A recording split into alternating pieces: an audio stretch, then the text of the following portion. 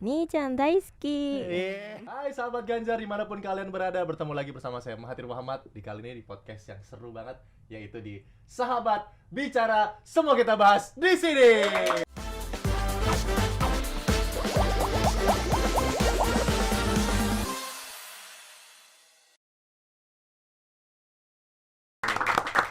Seru banget kali ini gue hadir untuk bisa menjadi host podcastnya.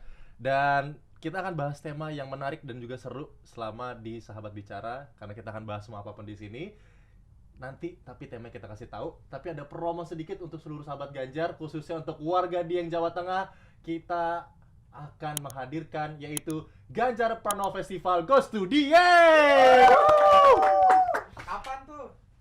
Kapan tuh akan hadir Ganjar Pranowo Festival Goes to Dieng di tanggal 29 Oktober 2022 ya. Jadi untuk warga Dieng nantinya kita akan hadir di sana. Sahabat Ganjar akan menghadirkan Ganjar Pranowo Festival. Banyak banget rangkaian acaranya. Yang paling seru ada juga artis-artis ibu kota yang akan hadir memeriahkan dan juga memberikan semangat untuk warga Dieng. Kita spill aja kali ya salah satu guest star yang akan tampil di Ganjar Pranowo Festival keempat yang ada di Dieng, yaitu akan ada Soulja. Ku ingin kau pergi saja. Iya, kita akan nyanyi di sana, sing along. Masih banyak lagi, ada Dewa Persik, ada Seventeen. Wah, masih banyak. Selain itu juga kita akan ada lomba TikTok ya. Jadi usia minimal batasannya itu 17 tahun. Namun informasi lebih lanjut syaratan nanti lihat aja di Instagram Sahabat Ganjar 2024. Tapi yang paling penting adalah hadiahnya. Wow, hadiahnya untuk juara satu aja ya, 3 juta rupiah ya. Jadi nanti boleh upload informasi lebih lanjut, bisa dilihat nanti di Instagram. Dan yang paling penting adalah, ini yang paling penting, kita punya door prize 2 sepeda motor dan acaranya gratis ya. Jadi kalau ada orang-orang atau oknum yang bilang, wah bayar, himbau suruh dia pergi, gak usah ikut campur, ini pokoknya acaranya gratis. Jadi warga Dieng, sok mangga datang boleh di acara Ganjar Pranowo Festival Goes to Dieng. Nah, kita langsung bahas ke tema yang akan kita bahas kali ini, mengenai kalau mungkin anak-anak muda atau mungkin kita ya, semua nih sahabat bicara yang nonton saat ini, kemarin sempat heboh salah satu film anime yang seriesnya cukup panjang, nggak selesai. Naruto udah selesai, udah punya anak bahkan ya. Bleach selesai tuh anime kesukaan gue. Nah, ini salah satu anime yang nggak selesai seriesnya, bahkan sudah masuk ke movie, yaitu adalah One Piece. Nah, kemarin kan sempat seru banget tuh, sempat ramai ya, sempat masif pergerakannya, di mana dari seluruh pecinta manga, pecinta anime ini hadir di sana untuk menonton dari One Piece. Tapi kita nggak bahas One Piece ya, tapi orang-orang yang hadir, di mana orang-orang tersebut biasa disebut sebagai cosplayer, atau juga biasa paling sering didengar itu adalah wibu, atau pecinta manga atau film-film animasi Jepang atau karakter apapun yang mereka memerankan atau memakai kostum, sehingga mereka disebut cosplayer yang menirukan dari karakter-karakter film, games, atau karakter apapun yang mereka sukai. Bukan hanya karakter yang ada di Jepang, di Hollywood juga seperti kayak Thor, Iron Man mereka juga tirukan. Bahkan karakter Indonesia juga ada, kayak Gatot Kaca, Sri Asih, ada Gundala, itu juga bisa mereka tirukan. Nah, kali ini kita akan bahas mengenai apa sih sebenarnya cosplayer, apa itu cosplay kegiatannya, dan apa tuh anime yang bisa kita cari ke sisi positif ya kegiatan-kegiatannya. Kita udah hadir, narasumber kita ada Roro. Halo. Hai, sapa-sapa dulu dong sahabat bicara yang ada di sini. Hai. Hai Roro. Roro itu nama aslinya. Mm-mm. Nama, kalau nama panggung ada nggak sih? Stage name cosplay aku juga nggak terlalu jauh sih dari nama asli, Rory aja gitu. Rory, nama stage ya. Tapi kalau karakter yang dibawain pasti namanya beda-beda dong. Nah, kali ini lagi bawain karakter siapa nih? Kayaknya saat bicara tadi lagi jadi cosplayer siapa nih, kita boleh tahu nggak sih? Ini dari Spy Family, Mama Yor gitu. Mama Yor dari series anime Spy Family. Spy Family ya. Terus ini bicara dulu tentang kostumnya nih, apa yang dibawa, terus kostumnya, rambutnya, coba dibahas dulu dong gimana. Jadi di anime itu kan berbicara dengan tentang Yor yang tadinya itu lajang gitu, wanita lajang. Dia kayak berencana atau menjalankan gitu ya, kayak mau nggak mau gitu menikah gitu dengan yang ternyata tuh intel negara gitu loh. Oke. Tapi ternyata Mama Yornya ini pembunuh bayaran gitu loh, diam-diam. Ini ceritanya gitu. Oke, jadi pembunuh bayaran menikah dengan Intel. Kayak gitu Berumah ya. tangga. Berumah tangga ya. Mm. Akur apa enggak itu urusan nanti, itu kalau kita nggak bahas ceritanya. Tapi begini, Roro atau gue panggil Rory kali ya, karena Iya, kita boleh, lagi boleh. ada di acara nih, kita panggil Rory. Mm. Rory sendiri sebenarnya kenapa sih suka dan terjun pertama kali di dunia anime, manga, dan kenapa suka banget nih jadi cosplayer khususnya? Kenapa sih? Awalnya waktu kecil ya nonton anime yang di TV gitu. Nontonnya tuh kayak ceritanya seru. Musiknya tuh bagus gitu, musik opening, endingnya. Dan kayak ada ceritanya tuh bisa apa ya, entertain untuk aku yang masa kecil gitu. Oke. Menghibur. Jadi edik gitu. Oke, itu udah mulai dari umur berapa udah mulai suka anime tuh? Dari TK lah ya, kira-kira. Dari TK. Wow, dari TK ya. Mengenai TK juga, kita angkat lahirnya kata berapa sih? Saya kelahiran 2000. 2000 sempat masih ngerasain hari Minggu tuh full seharian di TV tuh dari pagi sampai siang film kartun aja. Iya. Anak-anak 90, 80, 90 sampai 2000 itu pasti ngerasain kita nonton film kartun dari pagi sampai siang tuh ya. Jadi udah mulai dari situ ya, mulai suka anime ya.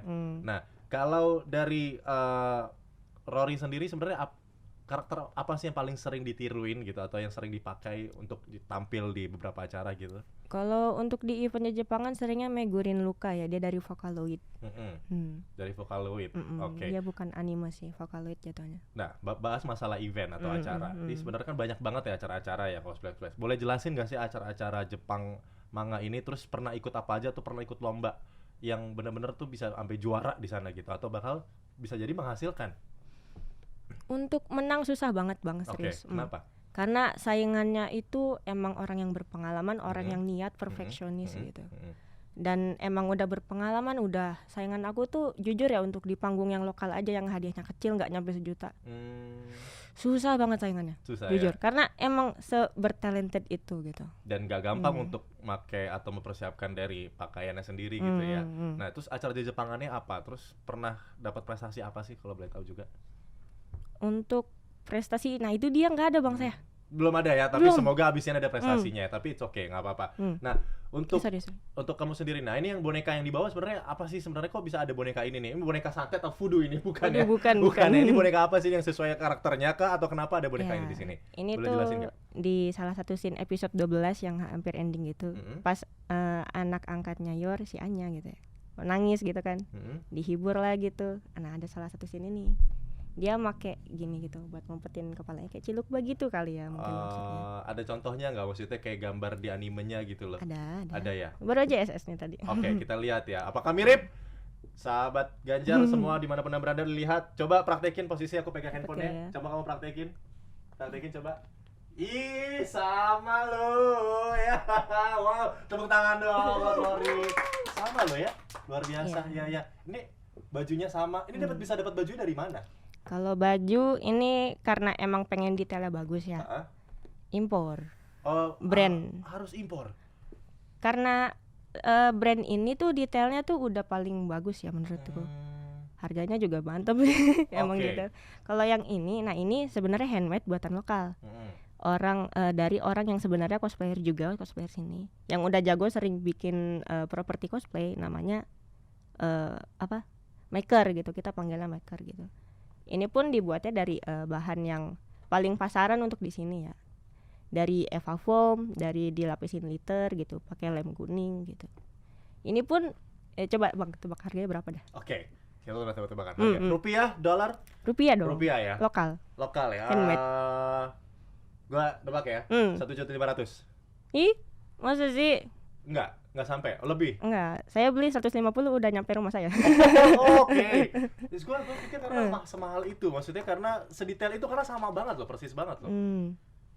Enggak semahal itu ya. Tapi masalah ini lah, masalah persiapan atau misalnya masalah apa yang lo punya sejauh ini tuh sebenarnya apa yang cosplayer ya, dalam arti pakaian-pakaian yang lo pakai, anime yang lo sesuaikan itu mahal nggak sih sebenarnya? Siapa tahu di sini dari sahabat bicara atau sahabat Ganjar dimanapun berada emang suka terus mau jadi cosplayer gitu loh. Kalau bahas uang emang modalnya banyak banget sih Bang. Gimana tuh?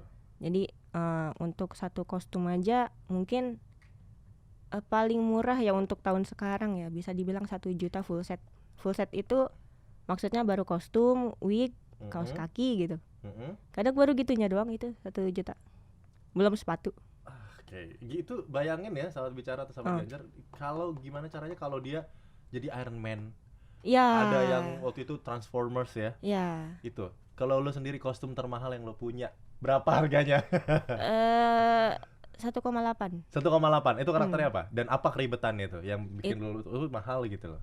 Itu Layla Greenflash dari Mobile Legend. Bahkan itu skinnya udah dihapus dari Mobile Legend. Oke, itu salah satu karakter Mobile Legend itu Layla ya. Layla itu ini ya marksman ya. Iya benar. Marksman ya. Ya jadi dan udah dihapus tapi skinnya. Itu termahal. Iya. Itu cara mendapatnya gimana? Bukan dihapus sih, skinnya tuh kayak di reform gitu. Jadi detailnya kan beda kan. Itu cara mendapatnya gimana sih? Itu dia saya waktu itu masih SMA. Ngumpulin dari uang harian. Oke. Bahkan uang harian itu cuma 12.000 lah ya. Parkir 2.000 nih kan saya bawa motor ya. Terus beli bensin nabung 10.000 2 hari lah. Paling jadi sehari tuh nabung 5.000 gitu.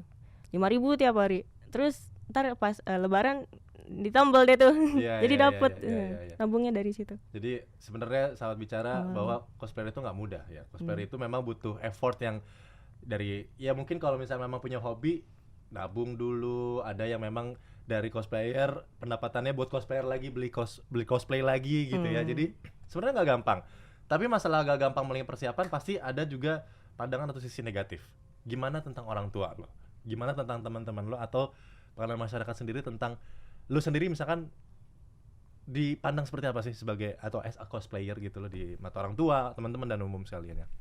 Orang tua tahu, support juga, sering bantu juga, sering rapihin. Misalnya makeup aku berantakan di sini mama bantu gitu. Kalau misalnya teman kalau yang temennya sesama suka Jepangan pasti suka. Kalau temen yang kayak kelas gitu belum tentu. Karena belum ya semuanya kembali lagi ke pribadi masing-masing ya sebenarnya. Ada yang suka kartun, ada yang suka enggak ya udahlah ya gitu ya. Kayak gitu. Terus kalau lu sendiri selama mengikuti acara cosplayer apa sih ada nggak asam garam ya dalam arti serunya apa, nggak enaknya mungkin ada nggak sih? Serunya itu karena kan kita ketemu temen yang satu frekuensi lah gitu, satu hobi. Bisa saling belajar juga kan. Misalnya kan aku yang awalnya nggak tahu ini beli di mana, harus gimana kan, jadi tahu gitu. Atau aku minta aja nih belajar sama yang bisa bikin ini.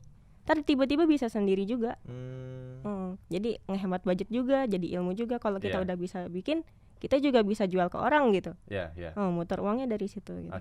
Nah, mengenai selain cosplay ya, cosplay itu kan sebenarnya bukan bahasa Jepang ya, itu bahasa Inggris yang artinya kostum and play gitu ya. Jadi emang kita mau pakai kostum dan play. Kan kostum kayak gitu cuma praktekin gerakannya.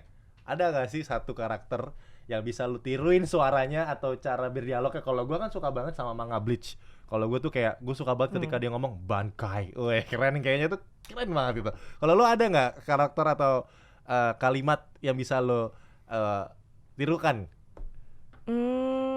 Kalau suka banget niruin sebenarnya enggak, tapi mungkin kayak niruin yang orang paling tahu aja kali ya. Apa tuh? Kayak Ni-chan daisuki. Ni-chan daisuki lucu ya. Coba kalau gue enggak banget, gak cocok kayaknya. Itu artinya apa Ni-chan daisuki dan karakternya apa sih sebenarnya yang bisa yang lu contohin tadi? Ni-chan itu artinya kan kakak abang gitu. Daisuki suka banget gitu. Bang suka banget gitu. Suka banget ya. Ya Ni-chan daisuki. Jangan asal ike-ike ya. Tapi ike itu bahasa Jepangnya tuh apa enak gitu. Jadi kalau lo makan juga ya enak, minum ya ike gitu, nggak apa-apa dong. Enggak bang, aman dong. Ike maju bang artinya. Maju. Ike artinya maju bang. Ike bukannya enak ya? Enak apa? Kimochi, nah ya kan misalnya kimochi gitu kan. Kimochi ya kan. Aman dong ya. Kimochi minum apa gitu teh? Iya, kimochi bisa, bisa bang. Bisa kan? Bisa. Jangan kemana-mana pikirannya ya. Nah, terus ini mengenai tokoh-tokoh Indonesia, pasti lo tahu kan banyak banget karakter Indonesia yang kita tahu. Yang tadi gue sebutin ada Gatot Kaca, ada Gundala, ada Sri Asih yang baru mau akan tayang filmnya ya. Kalau Gundala kemarin 2019, Gatot Kaca 2022. Ada juga karakter kartun yang dibuat Indonesia tuh Kamen Rider Garuda. Lu sendiri nanggepin dari karakter-karakter Indonesia yang ada gitu, udah cukup mumpuni belum sih dengan ini, udah bisa bersaing belum sih sama karakter-karakter di luar gitu loh? Kalau dibilang bagus, cuma mungkin belum aja orang kita tuh fanatik ke hal itu. Karena pop kultur di barat yang bikin komik-komik barat, movie-movie-nya itu udah fanatik, jadi mereka hidup. Di Jepang juga karena fanatik mereka hidup. Oke. Jadi kata kuncinya adalah sebenarnya kita harus fanatik sama karakter yang ada dong gitu ya. Khususnya Indonesia. Karena dari fanatik itu fansnya itu mau aja ngeluarin uang sebanyak apapun. Jadi uangnya tuh bisa muter. Jadi yang produksi pun bisa balik lagi gitu kan uangnya seenggaknya gitu. Jadi sebenarnya ini ada peran banyak orang ya sebenarnya selain kita sebagai as a cosplayer yang mempromosikan, tapi karakter itu juga bisa masif gitu ya dikenal banyak orang. Jadi ketika acara-acara pun ya karakter itu juga banyak disukain orang gitu ya. Tapi kalau menurut sendiri ada nggak sih karakter Indonesia yang kayaknya tuh benar-benar bisa banget dipromosiin gitu loh, yang bisa dipakai dan orang banyak suka, bahkan di luar atau di luar Indonesia, di Jepang atau mungkin lo pernah lihat turis-turis yang datang ke Indonesia, dia suka banget sama karakter Indonesia ini, ada nggak sih? Kalau yang bukan superhero ya, aku sebenarnya tertarik sama yang Badara Wuhi sih. Apa tuh Badara Wuhi? Badara Wuhi itu yang dari ini film KKN. Oh, film KKN. Oke. Yang mananya tuh? Gue belum nonton soalnya. Oh iya. Iya, waktu itu masih jomblo jadi nggak ada yang nonton. Ya, aduh, curhat lagi. Jadi karakter Badaruhi itu kayak jelemaan setan gitu sih. Tapi dia hitungannya udah jin lah ya. Udah roh gitu. Ya, itu ya tadi masalah masif tadi karena memang filmnya juga masif, filmnya juga banyak yang nonton sehingga ketika itu karakternya dipakai, ya responnya masyarakat yang lain juga bagus gitu ya. Kayak gitu. Jadi harapannya juga ya film-film Indonesia khususnya mengangkat karakter yang sekarang lagi Sri Asih, Gatot Kaca. Jadi semoga makin masif. Jadi lo sendiri juga bisa memerankan dari karakter Indonesia. Tapi menurut lo sendiri, sebenarnya dari manga-manga cosplayer ini untuk ngangkat tetap nasionalis kita tuh sebagai warga Indonesia, masyarakat Indonesia kan kita nggak boleh tergerus sama apa ya budaya-budaya atau kultur-kultur luar. Kita tetap harus mengangkat budaya kita sendiri. Nah, lo sendiri sebagai cosplayer Indonesia, warga Indonesia ini apa yang rasa nasionalis lo yang lo angkat sebagai cosplayer? Kalau sejauh ini untuk maksudnya cosplay karakter bangsa kita sendiri, misal kayak dari film itu. Kalau misalnya apa ya, jujur nih ya, kalau misalnya belum disuruh sama officialnya mereka tuh, kita mungkin habis di uang sih. Karena kalaupun kita cosplaykan dengan uang pribadi kita, kita balikin uangnya tuh gimana? Nggak dapet gitu. Karena fanatik masanya belum ada, terus juga kalaupun kita foto ataupun gimana pun caranya walaupun viral gitu, tapi itu balikin uangnya itu gimana, itu yang nggak dapet. Gitu. Jadi sebisa mungkin kita punya apa ya keuntungan yang memang sebenarnya kita praktekin gitu. Tapi kalau menurut lo sendiri gitu, gimana cara anak-anak muda misalkan kita lihat ya sahabat bicara di rumah nih yang nonton lagi pengen jadi cosplayer tapi tetap tidak menghilangkan rasa nasionalisnya, itu ada nggak cara-cara menurut lo yang tetap kita tuh benar-benar jiwa nasionalis gue tetap ada nih walaupun gue jadi memerankan atau mempromosikan cosplayer yang lebih seringnya dari Jepang atau dari mana gitu. Lo sendiri gimana caranya untuk menumbuhkan tetap dan menjaga rasa nasionalis lo sendiri?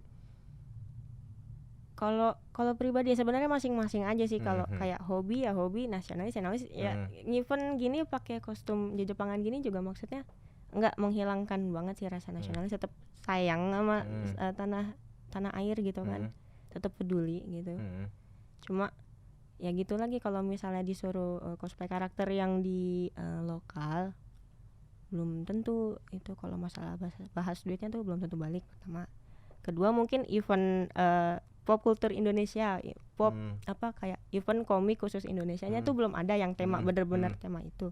Jadi kayak kita alasan kita untuk rame-rame berbondong-bondong untuk cosplay karakter lokal mungkin belum ada. Tapi kalau ditanya ada di event Jepangan, di event komik ada yang banyak juga sih yang cosplay karakter lokal gitu.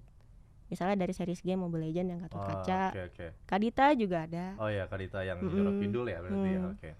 Oke.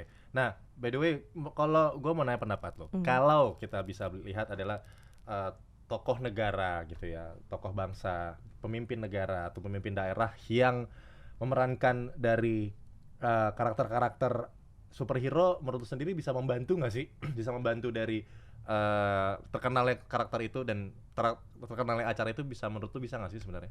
Tentu kalau misalnya cosplayernya udah terkenal banget. Jadi itu tuh buat di semacam promosi ya berarti. Bisa terkenal Bisa. banget. Karena perlu diketahui bahwa kemarin di tanggal kurang lebih bulan Juli 2022 bahwa Bapak Ganjar Pranowo itu hadir di Car Free Day Solo itu bersama dengan 550 penari itu memerankan salah satu cosplay atau memakai pakaian superhero yaitu Gatot Kaca. Nah, menurut lo sendiri gimana menurut tanggapan lo dengan pemimpin daerah atau pemimpin ini di suatu daerah ini memerankan satu karakter tuh menurut lu gimana? Akhirnya ada acara besar kayak gitu. Tanggapan lu sendiri juga tentang Pak Ganjar gimana? Karena ngelihat dari sosmed ya, berarti kan aku lihat dari dokumentasinya aja. Nah, aku tuh ngelihat kayak Pak Ganjar tuh seneng kan pakai kostum itu, kayak kelihatan bahagia banget. Ya itulah sisi hobinya gitu, bisa bikin seneng gitu kan. Tapi kalau misalnya ditanya cosplaynya gimana, sebenarnya bang cosplay itu tuh suatu kegiatan yang dimana kita mewujudkan karakter fiksi menjadi diri kita gitu. Oh. Jadi mungkin aku yang kurang tahu, Pak Ganjar ini cosplay Gatot Kaca ini yang dari series game, series komik atau apa, aku yang kurang tahu gitu. Oke, tapi it's okay ya, selama maksudnya gini, yang kita bahas adalah gimana caranya tetap seorang atau kita masyarakat Indonesia tetap mengangkat nasionalis atau mengangkat dari karakter-karakter yang ada di Indonesia sendiri gitu ya. Tapi lo sendiri mendukung ya dengan pemimpin negara atau pemimpin daerah atau sosok Pak Ganjar bahkan ini memerankan cosplayer Gatot Kaca ya. Itu menurut lo acaranya jadi seru ya jadinya, kayak ya para cosplayer pun akhirnya terdukung gitu ya. Oke, juga mengenai lo sendiri sebenarnya ada nggak sih hal-hal negatif yang lo pernah dapetin selama menjadi cosplayer nih, selama ini gitu loh? Ada nggak sih? Hal yang dapetin gimana nih? Dalam artian gini, cosplayer kan kita anggap ada beberapa memang kontroversi. Kontroversinya adalah pakaiannya mungkin yang maaf ya, agak sedikit kalau kita bisa bilang ya sedikit lah ya terbuka segala macam gitu. Lo sendiri ada nggak sih hal-hal yang mungkin kurang mengenakan lah gitu loh? Kalau kurang mengenakan misal pelecehan gitu? Ya kurang lebih gitu ya. Atau pelecehan itu di dunia cosplay yang aku tahu ya, kadang memang nggak mandang kostum yang panjang atau pendek kayak gitu. Kalau misalnya gimana tadi bang? Ya kalau lu sendiri pernah ngerasain hal-hal pernah nggak gitu? Pernah dari sosmed pernah langsung pernah gitu, bentuk sentuhan verbal pernah. Kalau ketikan dari sosmed juga pernah. Gitu. Kalau lagi di sosmed apa contohnya? Salah satunya aja. Di DM itu, wah, burung elang.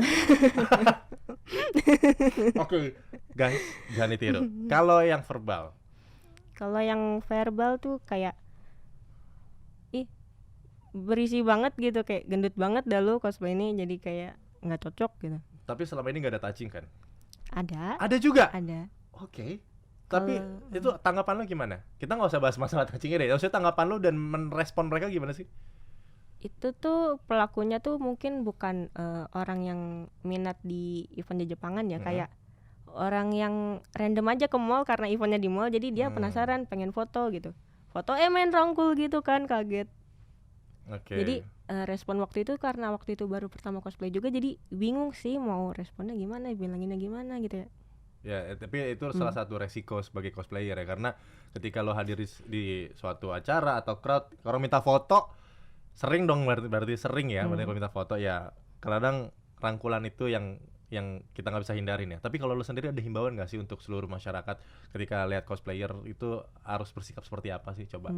Gini, ngelihat cosplayer itu mungkin oke untuk objek event, tapi enggak untuk objek seksualitas gitu. Jadi itu yang paling penting ya, itu adalah objek event bukan objek seksualitas. Karena sebenarnya gini, karakter-karakter manga atau karakter anime apapun ya, bahkan Gatot Kaca, Sri Asih, karakter Indonesia itu punya hal positif, karakter yang positif gitu loh, yang memang bisa diangkat di kehidupan nyata dan bisa diajarkan di mungkin nanti buat anak-anak kita, buat ponak-ponakan kita, bahwa ada hal-hal yang bisa diajarkan positif gitu dari karakter itu ya. Kayak contoh Naruto kan, dia punya cita-cita dari kecil itu udah menjadi Hokage. Besar cita-citanya tercapai. Nah, itu yang bisa mungkin diajarkan ke anak-anak kita nanti, anak sepupu, ponakan yang kita yang besar-besar ini untuk mengajarkan seperti itu ya. Kayak gitu kurang lebih ya. Nah, lu sendiri nih selama jadi cosplayer sebenarnya hal-hal yang paling menarik itu dalam artian lu menguntungkan diri lu sendiri tuh bisa memanage uangnya gimana, dan akhirnya tuh bisa bener-bener buat lu tuh kayak dia jadi penghasilan tetap gitu loh. Itu kayak gitu nggak sih selama ini, atau memang sejauh ini ya udah hobi aja gitu, iseng aja gitu. Awalnya itu SMA kan nabung ya. Mm-mm. Lambat laun belajar ilmunya juga, jadi bisa styling wig gitu. Karena aku juga ujung-ujungnya buka jasa nih, styling wig gitu. Lumayan pendapatannya dari situ. Sekarang juga mulai nih merintis buka rental kostum gitu. Kalau untuk misalnya diundang ke acara misalnya acara game atau diundang ke event di Jepangan, jujur uangnya nggak nutup untuk balik modal. Tapi hal positif apa yang bisa diambil terakhir? Hal positif apa yang bisa lo ambil dari dunia cosplayer ini? Bisa apa ya? Sebenarnya aku dapat ilmu kayak ginian aja nih, bisa misalnya bikin sesuatu kayak properti cosplay itu udah untung banget, karena susah gitu sebenarnya untuk bikin kayak gini tuh. Nempelinnya susah gitu kan, karena bahannya juga terbatas. Di sini di Indonesia tuh bahannya tuh kebanyakan ya.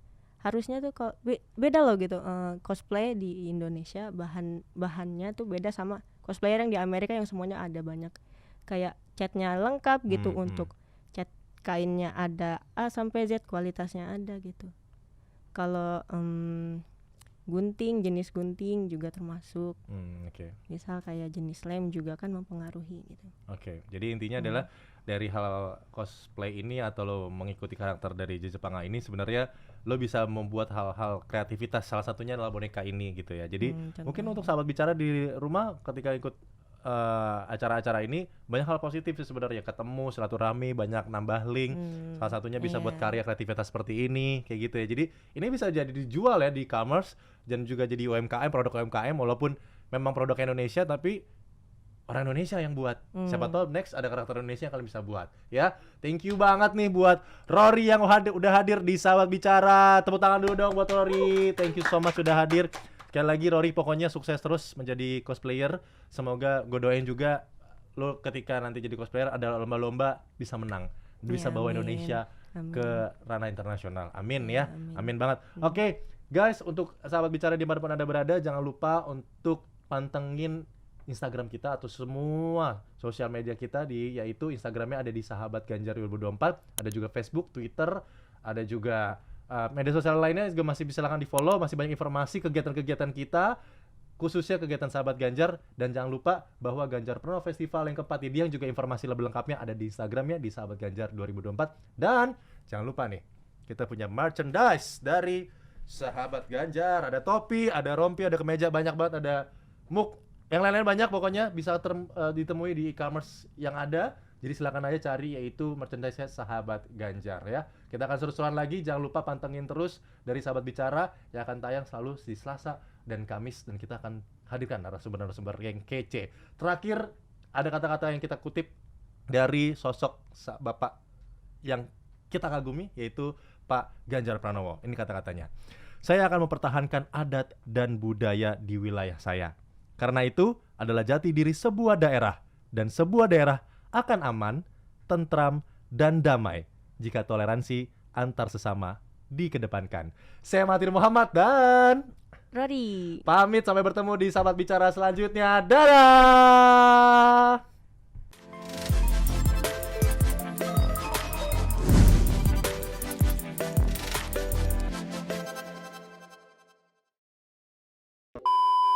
Ngomongnya gitu, ada gak sih kalau misalkan gue suka Bleach ya kan, kayak Bankai gitu kan, nah lo mesti lo tau Bleach. Nah kalau karakter yang lo tau apa gitu? Apa ya, lagi gak kepikiran siapa-siapa sih. Tapi ada gak nanti satu suara yang bisa lo tiruin? Kalau yang niruin suara gitu nggak pinter banget. Nggak pinter banget ya. Tapi kalau karakter ini kenapa? Maksudnya gini, kalau karakter ini kan pasti dia dialog doang kan ya. Iya. Ada, tapi ada yang nggak ada nggak sih karakter satu anime yang ciri khas yang lo bisa tiruin satu aja, yang ciri khas yang menurut lo apa misalkan? Kayak yang banyak orang tahu aja kali, Ya, kayak nih Chan Daisuke gitu.